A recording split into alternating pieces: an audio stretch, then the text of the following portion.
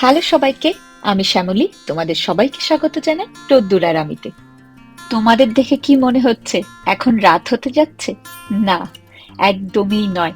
এখন বাজে সকাল ৮টা ১৫। এখন এতটাই দিন ছোট হয়ে গেছে, আর তার সাথে থাকে আকাশ মেঘলা। সব মিলিয়ে সকাল ৮টাতেও মনে হয় আলো দেখাই যাচ্ছে না চোখে। আর এই যে রোদ্দুরকে দেখো, রাজার মতন গাড়িতে বসে স্কুলে যাচ্ছে। আমার বাড়ি থেকে রোদ্দুরে স্কুল হেঁটে যেতে প্রায় ২০ মিনিট মতো লাগে।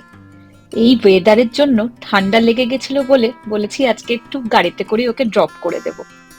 তাই আজ রোদ্দুর ভারী খুশি, আজ আর হেঁটে যেতে হচ্ছে না কষ্ট করে। এই যে রোদ্দুরকে নামিয়ে দিয়েছি আমরা। কি অদ্ভুত প্রকৃতির নিয়ম, এক এক সময় এক এক রূপ ধারণ করে। ইউকেতে যেন এই চেঞ্জেসটা বেশি বোঝা যায়। এই শীতকালে যেমন এইভাবে কোনো গাছের পাতা থাকে না, আবার এই মার্চ এপ্রিল থেকেই প্রত্যেকটা গাছের সবুজ পাতা ধীরে ধীরে ধীরে ধীরে পুরো গাছে ভরে উঠবে। আবার অক্টোবর থেকেই গাছগুলোতে নানা রঙিন পাতায় ভরে ওঠে, হলুদ, কমলা।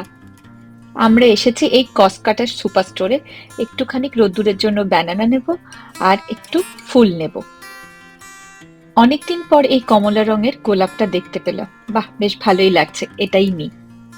এখানে যে কোনো স্টোরে তুমি কিছু কিনলে সেই পেমেন্টটা কিন্তু তুমি মোবাইল থেকেও করতে পারো। আবার তুমি কার্ড বা ক্যাশ দিয়েও করতে পারো।